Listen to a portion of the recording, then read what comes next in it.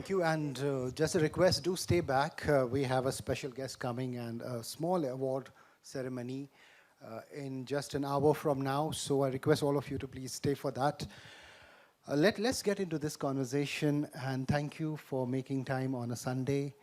And as we were discussing earlier as well, that radio, the biggest advantage is, as you pointed out, that it is an invisible medium. And that kind of is a cultural fit for a lot of women, especially in tier one and tier two. When you said that to me, I did understand, but what exactly did you mean? Can you please share that with the rest of the people here? I think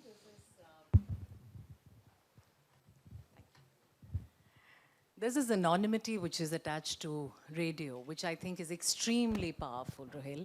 And radio doesn't really come across as something where you need to be visually judged. Okay, you can no matter what your age is, no matter how many gray hairs you would have, or what your size is, as long as you're witty, you're committed, you have a sense of timing, you know what you're doing, the spontaneity, etc. I think that works. And I'm very proud to say that the radio industry have over 30%, which is not a big number, but over 30% of women who are part of the radio industry, and that number is only growing. And this anonymity that is there with radio allows more and more women to come into the industry, particularly in tier 2 and tier 3 towns, where, for instance, there are a lot of women who come from middle-class families who are told, "Zor se hasna nahi hai aapko, aap theek se baitho, you should not laugh out loudly or talk very loudly," etc. But the moment they come behind the mic, and they're alone in the studio, there is this absolute freedom that they embrace, and it's a different person altogether. And I think that joy, that liberation is something which is attracting a lot of young women to come into radio, and that continues, and that has not changed. I mean, I've been in the radio industry for the last 35 years, but then I don't think that has changed, and that trend continues. And it's really nice to have more and more women, because they come with their own style, their own empathy, their own emotional quotient. It's not very cutthroat. I think it's very beautiful how women project themselves on the radio and the audio medium. And that's what I meant earlier. Do you have some examples that you could share with us? Women who came from those tier one and tier two cities, and inside the radio room, everything changed for them. I think there is so many of them. I mean, it's too difficult to kind of really take. I mean, I would say all our RJs, I mean, where are they today? They are extremely popular women, whether it is RJ Karishma, whether it is RJ Malishkar from Bombay, whether it is Swati in Delhi, or whether it is Devki in Gujarat. All these women have come with the most beautiful thing, which is the anonymity that has been attached to it. Some of them don't want to use their real names; they want to use anonymous names and radio names, and we allow that. So I think the fact that you can be somebody else and yet speak your mind very openly is something which a lot of women have embraced. You know, we also discussed that the idea of leadership is masculine overall. And a lot of women try to kind of follow that path. But can leadership be soft, feminine? What is your take on that? How do you see that when most of the women even look at that masculine kind of a leadership and follow that? I think leadership is an overrated concept. I totally do not agree with this whole concept of leadership. I mean, are we really saying that only women in the corporate world have leadership skills? Are we saying that the women who are not in the corporate world do not have leadership abilities? I think it is an attitude, it's impact, it's inspiring. I mean, those are qualities that talk about leadership. But these fancy designations of CEOs and CEOs don't really make a leader. A leader is in the spirit of you know, what and how somebody would carry themselves. And unfortunately, I think there is this whole strength and power and masculinity which is attached to leadership. And most women who are in the leadership position are trying to be that.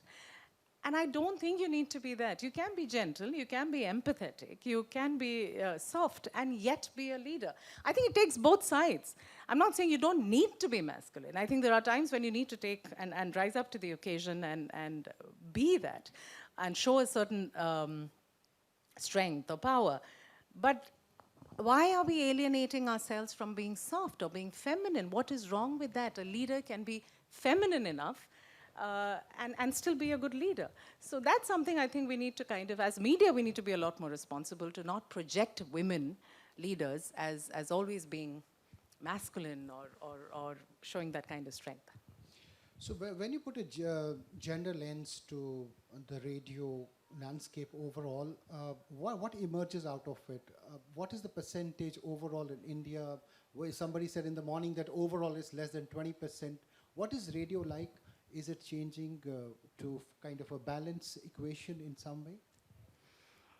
The middle order and below, we have over 30%.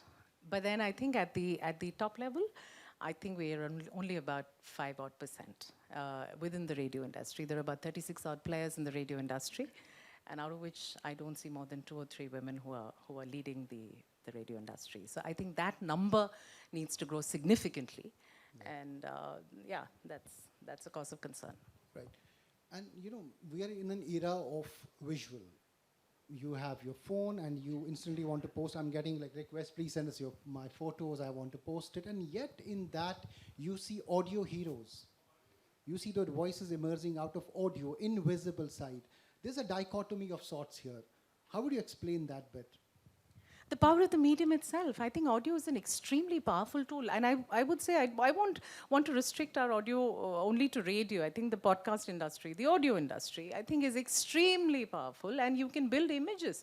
As I said, you don't need to look how people perceive you to be. You can be whoever you want, but it's the power of your knowledge, it's the power of the information, it's the power of the conversation that I think is going to only grow your following or whatever it may be. So I think the audio industry has created fabulous leaders in the past. I mean, there are some really good leaders who, at that time when digital was not so popular, were still growing, and they're extremely popular, and they continue to be popular. Radio industry as an industry has about a 20 crore population, so it's still effective. It is still very effective. I mean, at this time when it is very fashionable to say digital is the way forward, traditional media is not really accepted. I continue to believe that we would not be having 20 crore listenership if radio was not, or the audio industry was not so powerful. So we've built brands, and audio by virtue of the anonymity, by virtue of the fact that it's not pre-packaged and served to you, but you can imagine the way you want it to be, allows you to grow, and it's beautiful. So who is coming to radio now? What is the profile? Who are those people who love radio and want to come and build their careers in radio right now? Not the college pass outs anymore. I mean, there was a time when we would do campus placements and hire people who were much younger. But today, I think it's the early 30-year-old who probably would look at radio as a career. They pay well. I think it's as competitive as any other media industry, although it's the smallest industry in the M&E pie.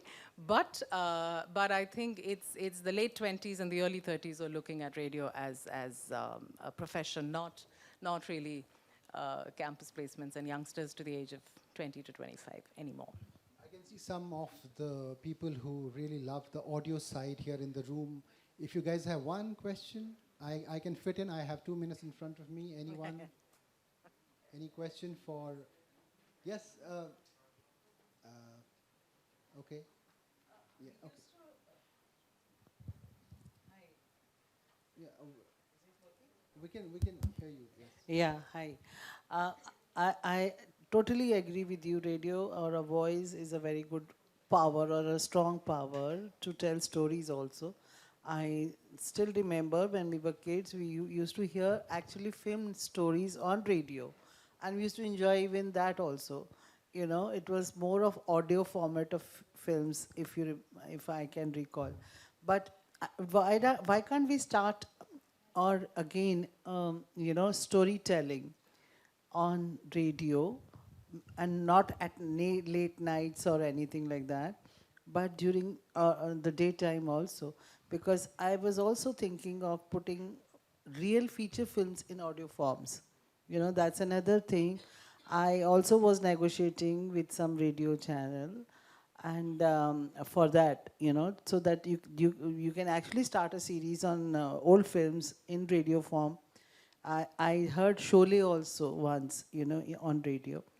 And I think that's also a very good medium for us as filmmakers and to have another, audio audience. The films which have good dialogues and songs and all that makes much more sense. Sometimes when you're driving, you are just listening to your favorite because you've seen the film. You just recall the film through radio. What do you say? No, I think it's a wonderful format, and we've also done it at Red FM. Of course, we've done it and quite a bit. In fact, we've also called a campaign called the Audio Film Project, where again it is all about landscaping and soundscaping and ensuring that it's actually almost like you're listening to a film. It would be wonderful to get the old films back on radio. I think there is an audience. Today, the radio industry is open to experimentation. There was a time when about 15 years ago, because of high license fee, we were not able to experiment. So we But you can still make money on those audios, no? I'm sure we will. I'm sure we will, because I think we've gone beyond selling concepts. Radio is still selling FCT business and stuff like that. But I think as formats, we have to change our formats as to how we look at radio. And I think audio films is a brilliant concept. We've tried it in multiple markets. The advantage of radio also is that because it is local, as a 69 station network or a 70 station network, we can also embrace and celebrate regional films. So there is a Marathi film playing in Maharashtra where we may be 5 or 6 stations, etc. Or there's a Bengali film in West Bengal. So I think that is good, because I think regional cinema also needs to be celebrated equally, and there is a huge audience for it as well. Even you can translate the films, like Malayalam cinema they have wonderful stories, and other part of the countries even don't get to see or hear those stories. So even if we don't watch the film, we can hear the stories at least. Sorry, Yes, in absolutely. the interest of time, I'll just take one last question. I end it here. Thank you. Just a very quick question to you. When I was much younger, I think very small child, I used to listen to this program called Hawa Mahal. It was this thing, right? But top favorite, absolutely. Would put the transistor next to my pillow and under the, and then listen to it. And on now, come to today, there's a lot of AI that's getting into sound casting and creating different types of effects, so to say, when you say soundscaping. So which way do you see the trend going? Like, is it like return of those things? For example, if Hawa Mahal was to come back today, I would be the on the top charts to listen to it. So which way do you see it going? What's next? That was my question. Even then. About AI entering radio, I think it's inevitable that you will have some bit of invasion there, but I think radio will still maintain the human touch. I don't see it going anywhere for the next 10 to 15 years. It is the human touch which is integral to this medium, and it is regulated at this point of time. But as far as the latest TRAI recommendations are, the recommendations are towards allowing news and current affairs on radio at least 10 minutes every hour. That is one. And the other part is digital radio. So I think if both of these come in, then there's more variety in content. So then what is stopping any radio channel to have maybe an all drama channel? Back then we had Sherlock Holmes and we had so many, like you said, Hawa Mahal, etc. They were extremely popular programs. Or a children's channel or a sports channel. So you'll have more variety than everybody sounding the same. And that's more regulated. I think it's more because of that, but hopefully it should change in the next 5 years. The files are at the PMO, and I'm saying that hopefully we do see some good news over the next few years.